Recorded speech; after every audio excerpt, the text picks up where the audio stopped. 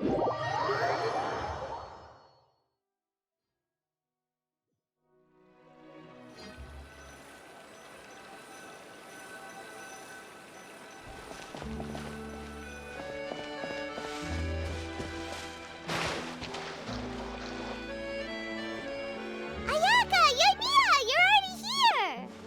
morning.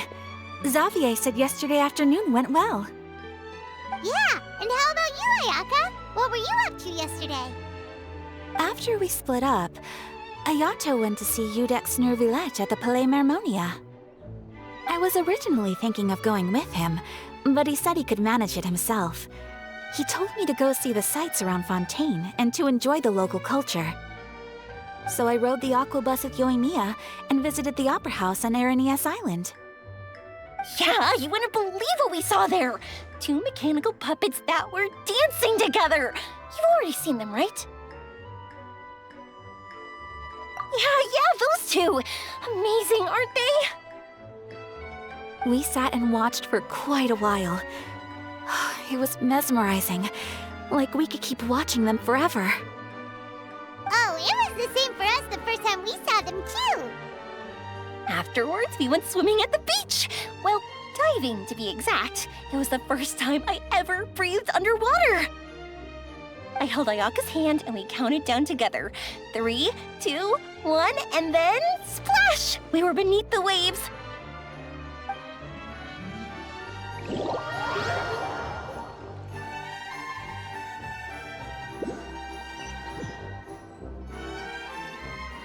At first, I didn't dare to open my mouth.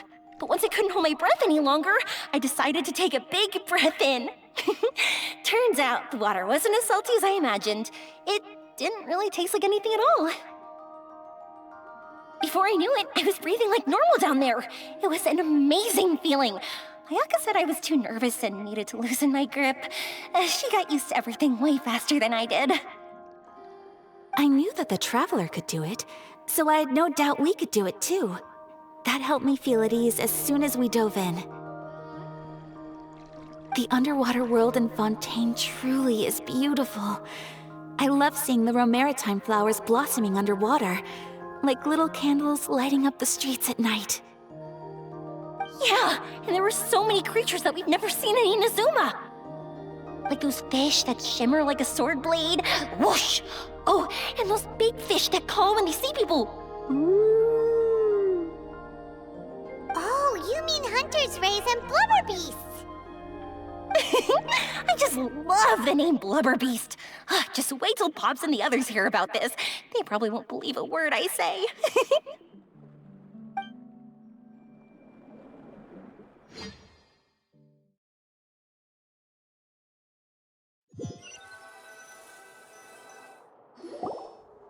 Yoimiya was down there for quite a while. It was dark before we finally rode the aqua bus back to the city. I figured she'd want to sleep in today. Yeah, even I was worried that I wouldn't be able to get up. I still felt like I was drifting in the waves when I went to sleep last night. But as soon as I woke up today, I remembered that we'd all be shooting a film together, and I was ready to go. Speaking of the film, where's everybody else? My brother and Xavier were speaking to the restaurant owner about using the place as a filming location. They should be here soon. As for the others, We're here.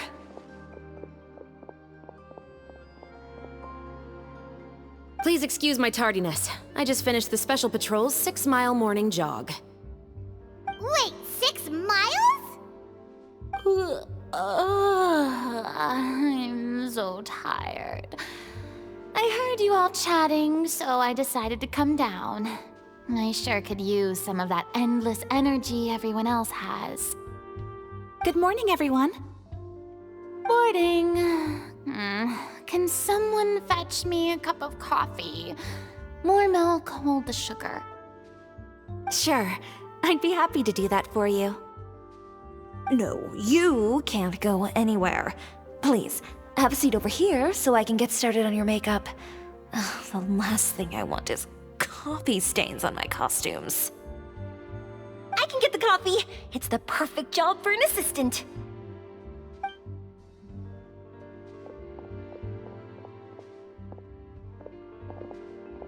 has so much energy.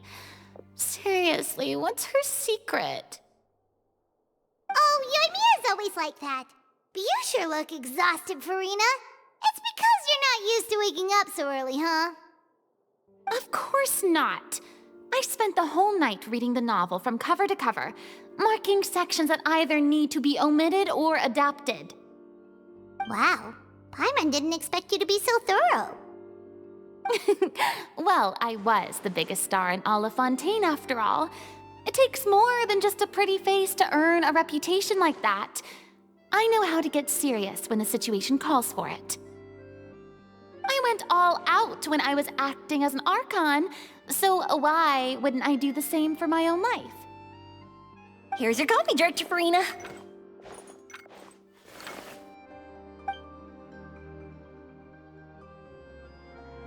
Oh, thank you. The sound of being called director and the aroma of coffee feels almost as refreshing as hearing the birds chirping in the morning. Ah, it seems everyone has managed to arrive on time. We've reached an agreement with the restaurant owner. We are free to use the second floor to shoot our film. Really? That's great! He is really looking forward to our film and hopes that providing his restaurant as a filming location will attract more customers. Well then, Mr. Xavier, I'll leave the rest to you. Okay, thanks. First, I'd like to introduce our new members. This is our prop manager, Veronique. She'll be in charge of all the film's props and items. And this is Bonneau, our lighting technician. He'll be in charge of lighting and illumination to set up each scene's atmosphere. Wow, sure feels like we have some real professionals joining the crew now. First of all, please allow me to first express my sincerest gratitude to everyone in the crew. When my investor informed me yesterday that he wouldn't be able to provide the funds, I really thought that this was the nail in the coffin for this film. I had no idea that I'd find so many people willing to help me on such short notice. Thank you. Thank you all from the bottom of my heart. No need to be so cordial, Mr. Xavier. We're all honored to be a part of this. Your works made a profound impression on me when I saw them back in Inazuma. I am sure that someday, this film will be remembered as a prime example of cultural exchange between Fontaine and Inazuma. Yes, the story is the reason I agreed to join. I can't bear to even imagine what this film would look like without the very best director. Anyway, I would like to make a promise to everyone that as the producer of this film, I'll do whatever I can to ensure that everything goes as smoothly as possible. This is not just my film. It also embodies the thoughts and feelings of every person here, as well as the endless effort we are about to pour into it. So, without further ado, the Two Musketeers will officially begin filming now! You may take it from here, Director Farina. All right, listen up, everyone. The first scene takes place when the two young musketeers are living at the Baron's home, still unaware of all that is about to happen to them. We'll need props and lighting to set the scene. Our lead actors can go get their makeup done, and extras, please take this time to go over your positions. Whoa, seems Farina's really kicking things into gear as the director. Is everyone clear? I don't want anyone traipsing around the set like umbrella finches. All right, cameras will start rolling as soon as the set is ready. Let's make a film that'll make some serious waves in Fontaine. Not the kind of waves that drown people. I mean, the good kind of waves. Seems like she's still a bit traumatized by that. Anyway, let's go see if there's anything we can do to help.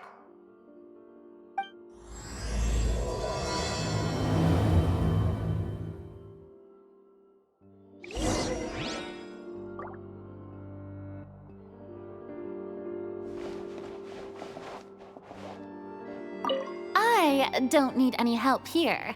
Why don't you try asking someone else?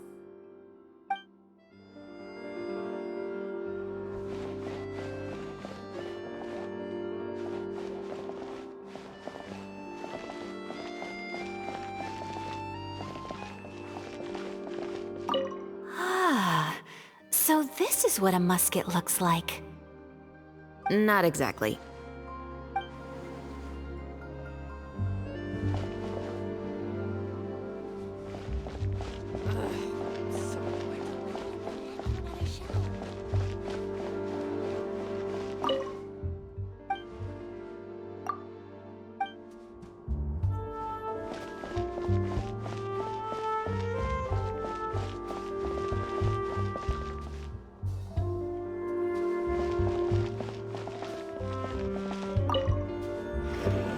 How about here?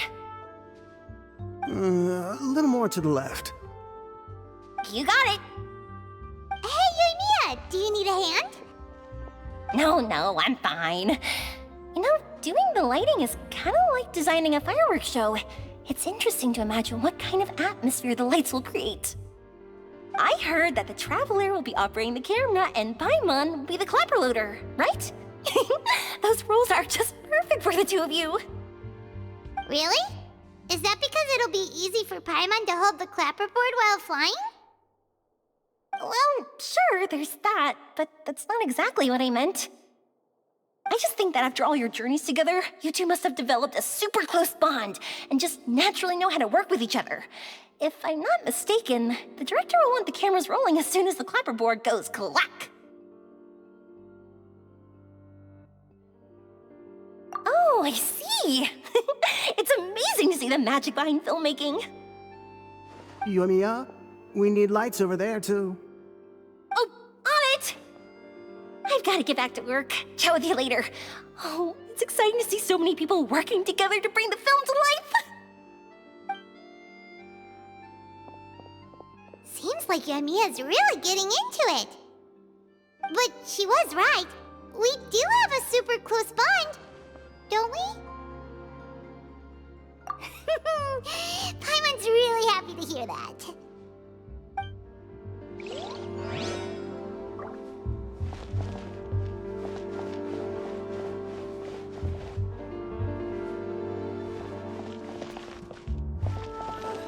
So annoyed.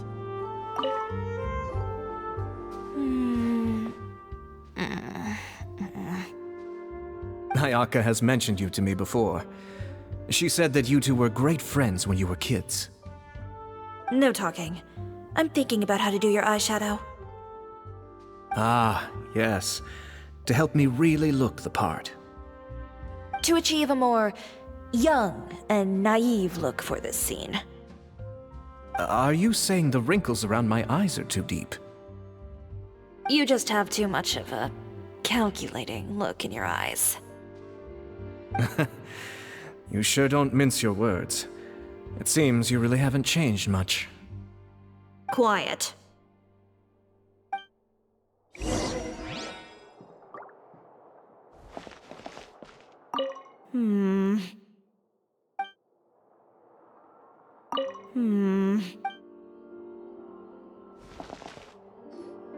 So, this is a real musket? No, it's just a prop weapon.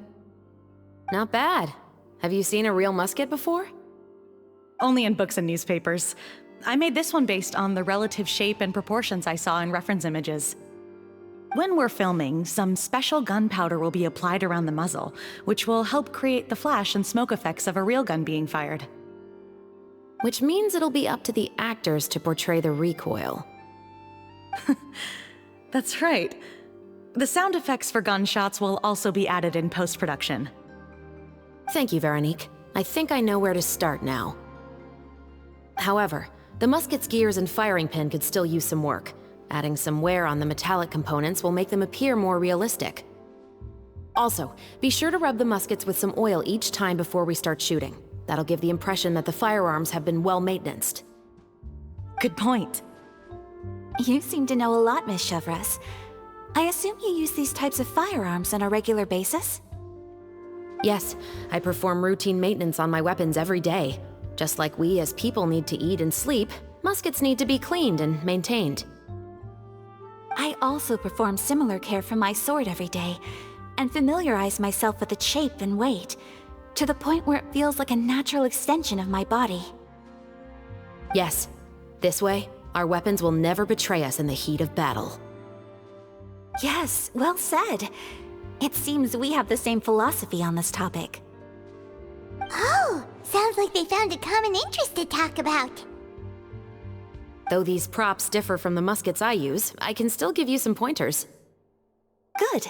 I look forward to your instruction. First and foremost, never point the weapon at anyone, regardless of whether it's a real or prop weapon or whether you're holding it or it's on the table. This holds for any time when you're not actively engaging an enemy. Okay, understood. When aiming the musket, extend your arm so that it's level with your shoulder, and use your eye to look down the weapon's sights.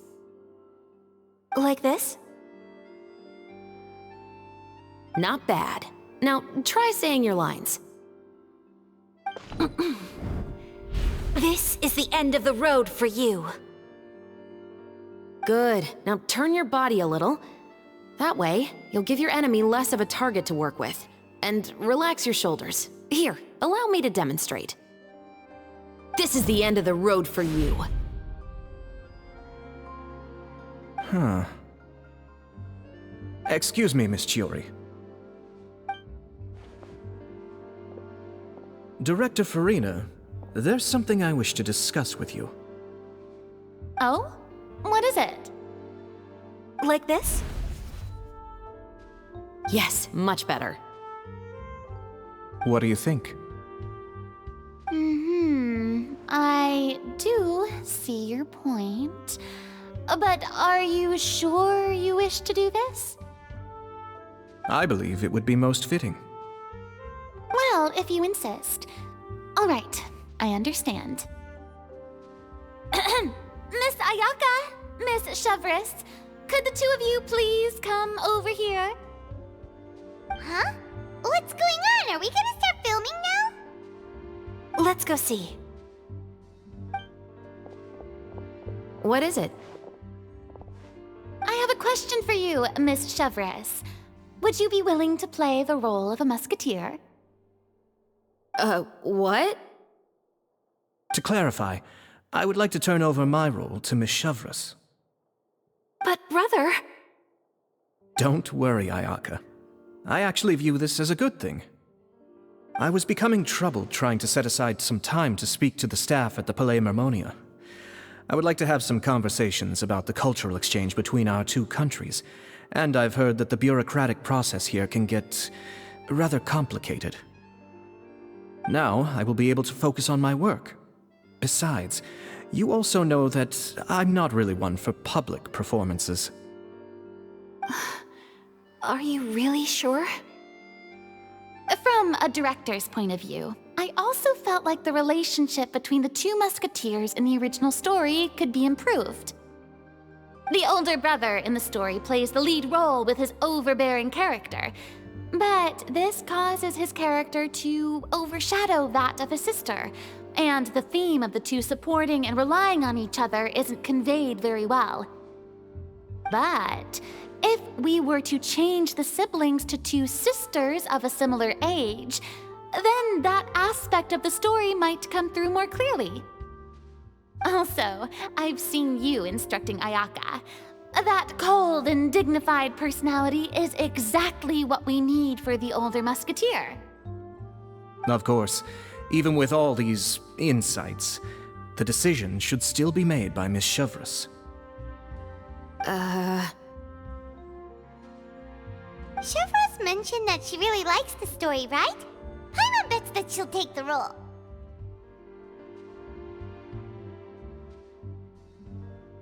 All right, I'll take the role. Good. It's decided then. I'll get started on making edits to the script. We'll also need to make some immediate adjustments to the lighting, props, and costumes. I have a feeling that our adaptation will be even better than the original story. You're doing a great favor for me, Miss Chevres.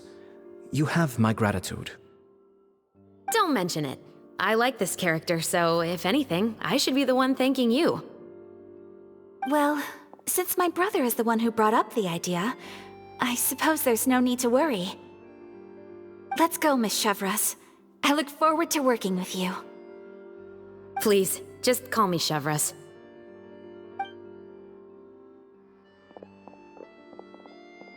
Seems like you're really going out of your way to solve the problem I was having with your makeup. Surely you jest, Chiori.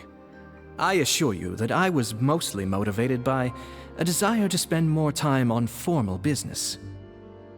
Oh, come on. You really think I'd buy that? According to what I've heard from Ayaka, her brother is someone who can juggle 10 different matters at the same time. I'm sure you have other reasons for backing out. Perhaps. Ayaka always said she wanted to go out and see more of the world, just like the Traveler. But I feel that she needs not only to see other nations, but also to make some different kinds of friends. I think it would be harder for her to make new connections with me constantly by her side. I would like to give her some space. Alright, go on. Spoil her some more.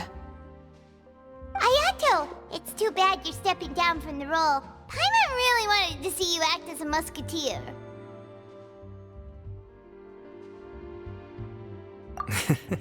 No need to poke fun at me. I'd wager that you also felt that I wasn't the best candidate for the role. It's a little hard for Paimon to imagine you saying those lines. Yes, I've made an appointment to meet some people from the Palais Mermonia. Now, I will have some more time to prepare. Traveler, get the camera ready. Paimon, get the clapperboard. Actors, to your positions. We're about to start shooting the first scene. Go on now. And please take good care of Ayaka. Yep, don't worry. Thank you. I look forward to seeing the film when it's finished. All right, now that we're all here, let me help set the scene for everyone. The first scene takes place when our two main characters are still living at the Baron's estate. They've been ostracized and verbally abused by others in the household, but they still have no idea why. We want to capture how naive and innocent they are, despite their pain. Chevreuse will be playing the role of the older sister, Tulip, and Ayaka will be the younger sister, Iris. Be sure to get close-ups of the main characters at the right moment. Silence on the set! Lights, camera, action! Let's go! Tulip, Mother's been out for quite a while now. Perhaps she went to pick some flowers on the way home. You know how she loves flowers. Iris, Tulip, I'm home. Mother! You were out for so long, we were beginning to worry about you. I'm sorry, but I'm back now, safe and sound. Here, I brought your favorite treat, apple turnovers. Mother, what are those bruises on your hand? Huh? What bruises? Oh, I must have bumped into something while I was working yesterday. But I didn't notice them this morning. Then perhaps they're from when I accidentally tripped when I was out just now. By the way, did you have fun playing at home? What's the matter, Iris? Well, we've realized that no one really wants to play with us. They even took Iris's doll and spat at us. And they even called us names. They said we were... Shh! It's all right, don't worry. Girls, listen to me. It doesn't matter what anyone says. Don't listen to them. No one can define you with such words. You both have wonderful lives ahead of you. Just like your names. You will both blossom like beautiful flowers.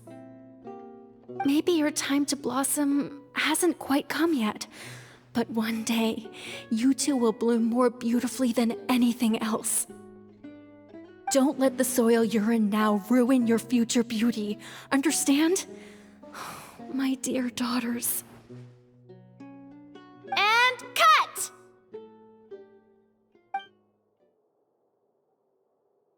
Not bad. The actors' emotions were all on point. Let's keep that take. Also, if our clapper loader could avoid shouting at the start of the scene next time. Oh, got it. Great. I was a little worried that my nerves would get the better of me. What about you, Chevros? I felt fine. The lines weren't too difficult at all. Seems like Farina must have adapted the role nicely. You two were great. I couldn't tell it was your first time acting in a film. You should have more confidence. Thank you for your encouragement. Positions, everyone! We'll move on to the next scene after we try a few more camera angles.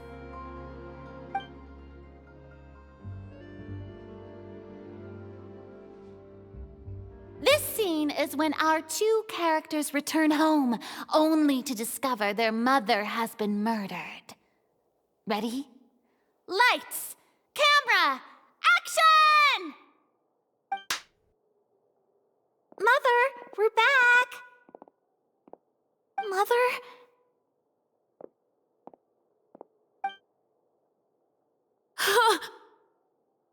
What's wrong, Tulip? Iris, stay away! Huh?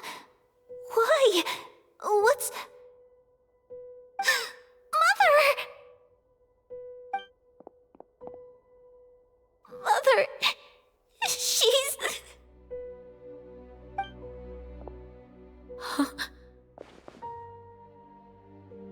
There's poison in this cup. Huh? I could have sworn I've seen this kind of cup before. Those aristocrats. They didn't even try to cover up their actions.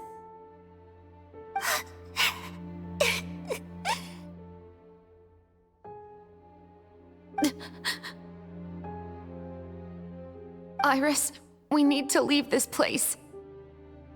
Leave? But now that Mother is gone, where can we even go? Anywhere. All I know is that we can't stay in this house.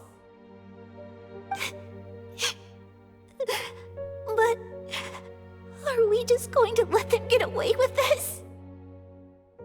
We'll have our revenge, I promise you. Just not right now.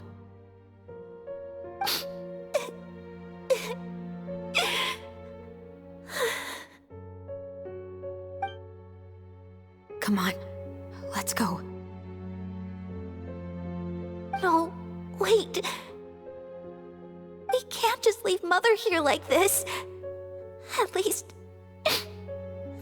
let me leave this rose with her.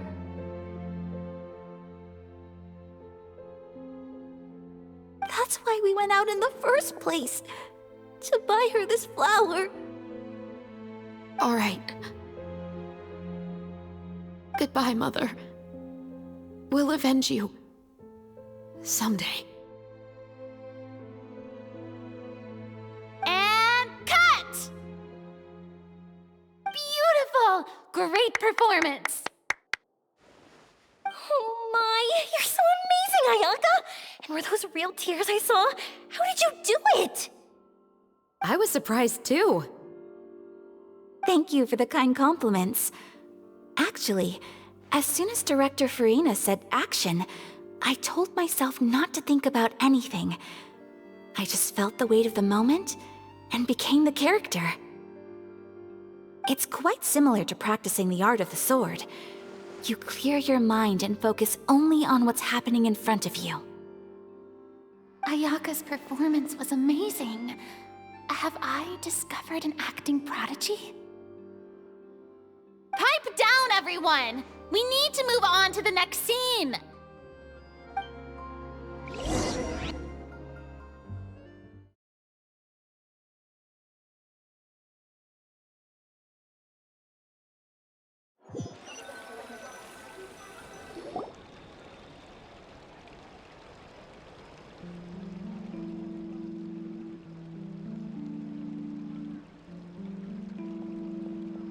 Huh? Are we done already? But Paimon wants to keep playing with the clapperboard. How do you feel, Traveler? Is your arm sore from holding the camera all day? Good work, you two. You too, Shivers. You were quite the actress today.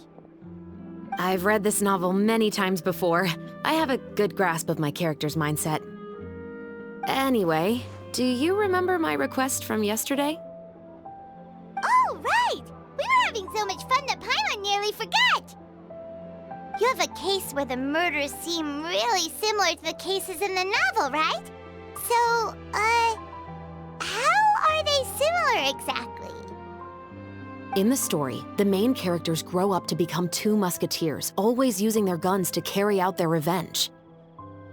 And on each of the victims, they place a rainbow rose as a signal that they've returned. Yes, that's correct. We found rainbow roses just like in the novel. Seems like you're connecting the dots now. Oh, that does sound pretty concerning. Especially after seeing the script today. Oh, now Paimon can't stop wondering what kind of ulterior motive the murderer might have. What do you think, Traveler? You're smart. Paimon wants to hear your thoughts.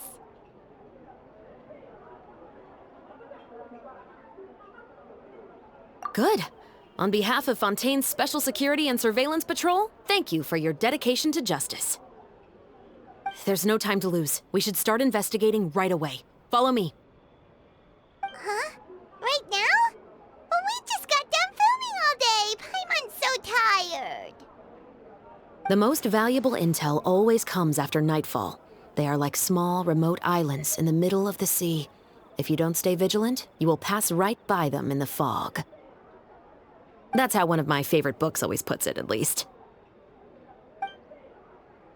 So, where are we going right now? Let's start by checking out some workshops that sell mechanical components.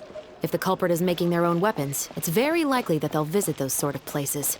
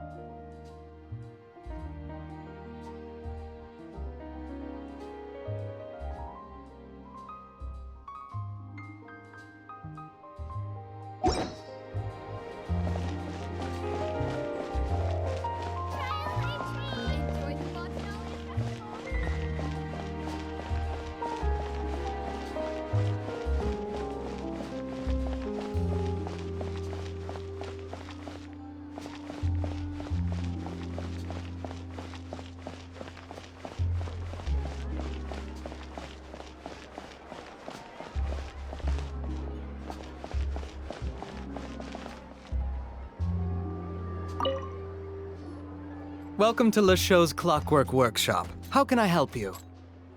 Hello. I'd like to know if anyone has purchased some special components lately. Special components? Sorry, could you be more specific? I mean the kind of components that aren't typically used for clockwork toys, but for firearms. Huh? For firearms? No, we don't sell those sort of things here. Don't misunderstand. I'm not here to cause any trouble. We are merely investigating a case, and we're hoping that you could cooperate. Well, to be completely honest, I'm not even sure what kind of components that would entail. Has anyone ever purchased components here as an individual rather than on behalf of an organization? We have a lot of customers who buy toys, but those who buy components are all regular customers who buy in bulk on behalf of their organization. Is that so? I understand. Thank you for your cooperation. You're welcome. It's the least I can do.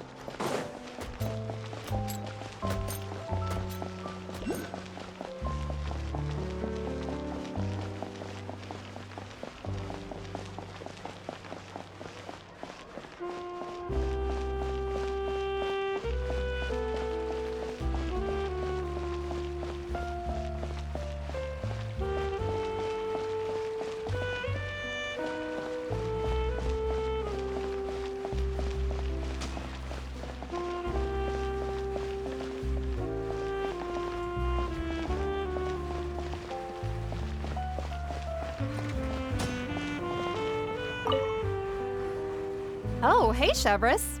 Run out of oil for your musket again? Hello, Estelle. I want to know if anyone has come to your shop recently to order some firearm components. Oh, is this another case? Let me think. I don't think so. Some people have requested that I make some prop guns for the Fontanalia Film Festival, but I refused all of those requests. Oh? Why's that? Because there's no profit! I only make things here that can do some real heavy lifting. I don't have the energy to make some new molds just for the festival. Then has anybody come specifically looking for mechanical components? Well, I usually sell off my scrap to the Fleuve Cendre. I don't typically give them to one specific person. I understand. Thanks for your cooperation. Don't mention it. Always happy to have the Musketeers' patronage. Seems like we haven't found any leads to go off yet. Yeah, unfortunately. All right. Let's head to Fleuve Cendre next. Huh? Are you sure? People might not be so thrilled to see the captain of the special patrol there. You think so, huh? Then I guess you don't know. Huh? Know what? That I grew up in Fleuve Cendre.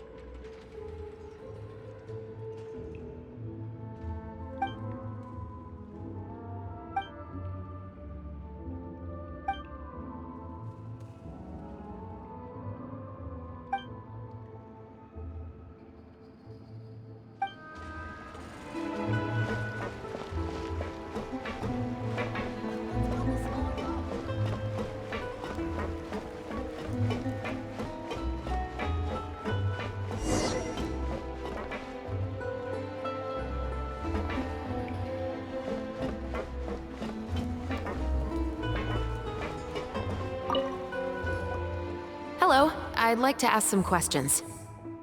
I don't know anything. Don't worry, I'm not here to arrest anybody. You say that now. It's the truth. Here, take this as my guarantee. Wait, did Paimon just see what she thinks she saw? Is the captain of the Special Patrol bribing a citizen?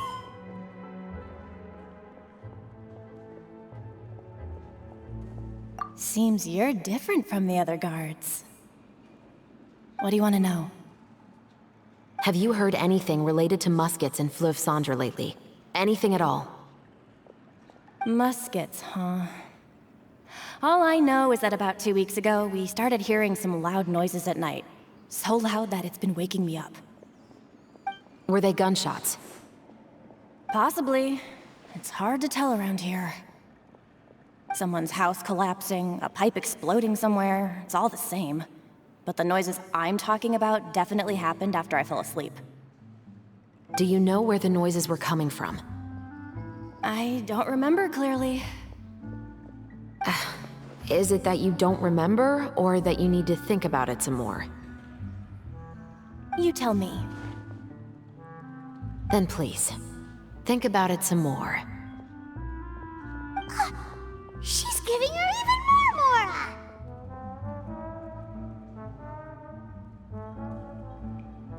The noises came from the end of the Southern Waterway. I came out and had a look for myself when I wasn't sleeping well, but I didn't dare get too close. That's all I know. All right, I'll take your word for it. Thanks for the pâte de fruits.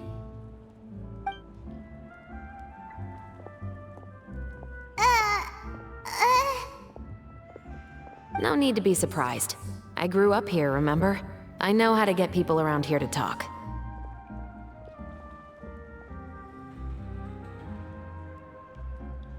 My apologies, I'm all out of sweets.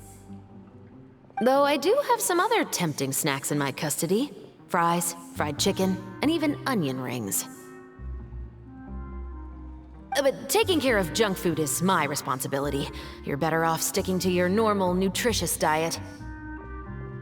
Now then, let's keep going.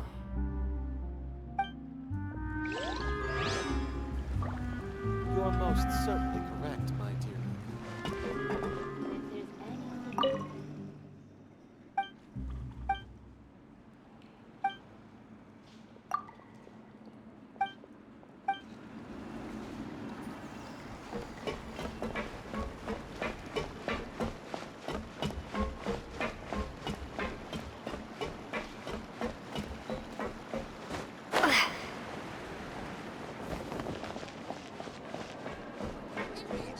I guess I'm finally taking him so long.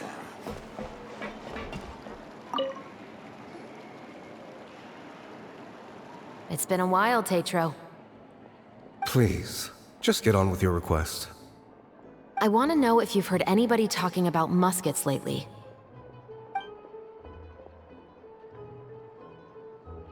Information isn't free, you know. I've heard that bandits have been extremely active in the countryside recently, and they've been affecting the delivery of goods to Poisson. I can allocate some more manpower to help out with that problem. What do you say? You're still as helpful as ever.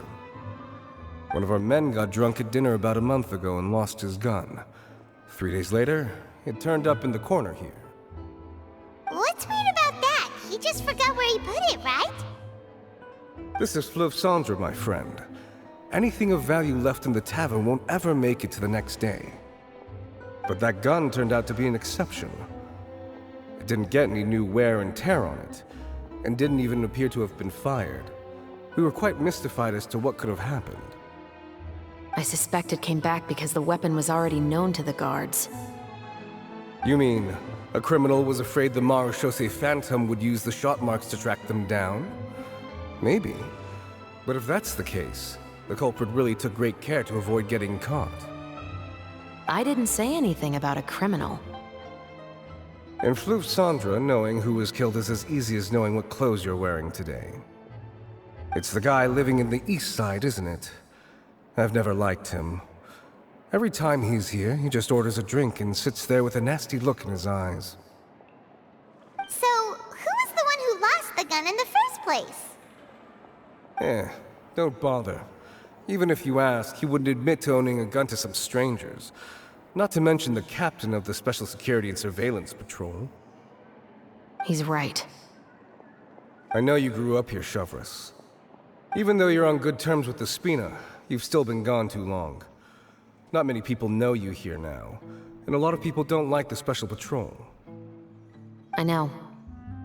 So take my advice and don't show your face too much around here. It's for your own safety. I'll come and go as I please, and I'm afraid I'll be appearing more often due to my work. All right. Don't say I didn't warn you.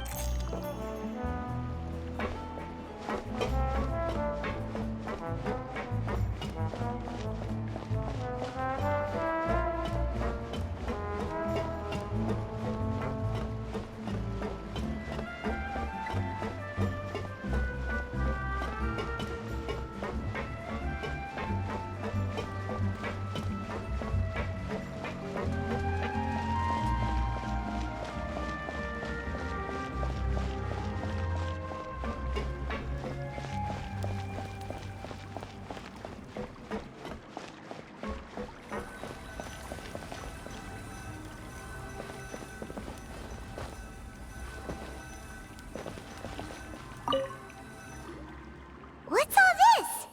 Some broken planks and barrels, as well as some liquor bottles? Yes, but have a closer look, Paimon. Even though somebody has purposefully tried to clean them up, these are obviously marks from musket bullets. In other words, someone was here trying to improve their shot. They were using the barrels and bottles for target practice. Could it have been the killer? Your guess is as good as mine. Although many people at Fleuve Cendres own guns, few hide the fact from others. And even fewer would go to such lengths to hide markings from practice shots. Anyway, let's go. There might be more to this.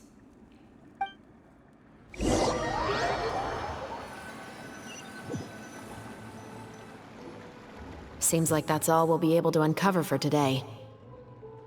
Paimon feels like we managed to learn a lot more here than up on the surface. Yes. Assuming that everything we found is indeed connected to our suspect, then their timeline was probably something like this. A month ago, our suspect found a gun and took it home to disassemble it. Once he'd figured out its mechanics, he brought it back. In the following weeks, he used some parts to create his own makeshift musket, and took it to the Fleuve Cendres for target practice. Then, a few days ago, he found his target and carried out the murder. Once the deed was done, he left a rainbow rose on the body, just like the scene in the novel. That all makes sense to Paimon, but we're still no closer to figuring out the killer's identity! The deceased was a resident of Fleuve Cendres. It's said that he was a poor, solitary man. Yeah, that's also something I'm trying to figure out. If we are indeed following the novel, and there's a story behind the murder, then this murder should be an act of vengeance. But according to our investigation, the deceased didn't have any enemies. He was no saint, but no one's heard of a rival who hated him enough to shoot him dead, much less care to leave a rose on his body. What message is the killer trying to convey, and to whom exactly? We've thoroughly investigated that possibility. He claims to have spent the whole day at the Opera House on the day of the murder, and the staff there have confirmed his account. Okay, so he has an alibi. Not only that, he lacks a credible motive as well. He has a family of his own, and both of his parents are still alive. I've looked into his records. He was adopted at the age of 6, and all the proper procedures were followed. There are also records of him at an orphanage before then. In the story, the mother of the 2 musketeers was murdered after the children turned 10. Of course, he could have changed the children's ages, but I don't want to assume anything without evidence. More importantly, I've also had a chat with him in person. He didn't seem like the kind of person who would pull the trigger to kill a man. Then, what should we do now? We have all this new information, but it doesn't help us move forward. Investigations take time. I didn't expect us to catch the culprit in just a single day. How about this? Let's spend the next few days filming with the crew. We can continue the investigation once we're done with the film. I'm sure that given time, new leads will present themselves. Wait, but weren't you saying Intel is like small, remote islands in the middle of the sea just a moment ago? Wouldn't you just miss them if you were to stop looking? But the book had more than one reference to the islands, Paimon. Oh? What else did it say then? As long as you spend enough time sailing through the fog, you'll eventually come across an island.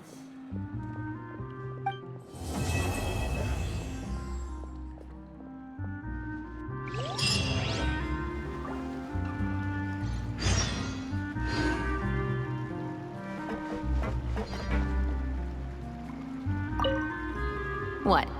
Never thought that the captain of the Security and Surveillance Patrol could come from the Fleuve Cendra?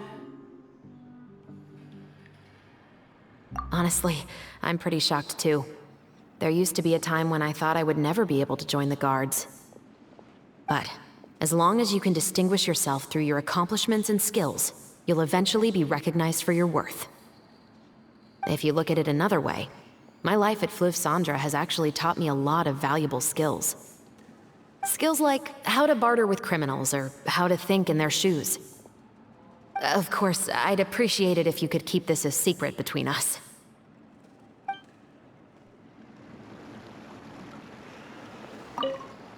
What? Never thought that the captain of the Security and Surveillance Patrol could come from the Fleuve Cendra? You mean rising through the ranks? It was a struggle, for sure.